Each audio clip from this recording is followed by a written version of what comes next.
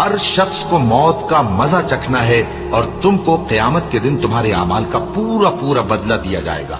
تو جو شخص دوزخ سے دور رکھا گیا اور بہشت میں داخل کیا گیا وہ مراد کو پہنچ گیا، اور دنیا کی زندگی تو دھوکے کا سامان ہے۔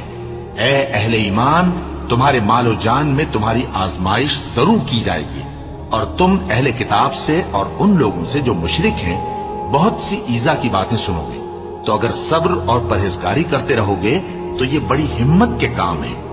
اور جب اللہ نے ان لوگوں سے جن کو کتاب عنایت کی گئی تھی اقرار لیا کہ اس میں جو کچھ لکھا ہے اسے لوگوں سے صاف صاف بیان کرتے رہنا اور اس کی کسی بات کو نہ چھپانا، تو انہوں نے اس کو پس پشت پھینک دیا اور اس کے بدلے تھوڑی سی قیمت حاصل کی۔ یہ جو کچھ حاصل کرتے ہیں برا ہے۔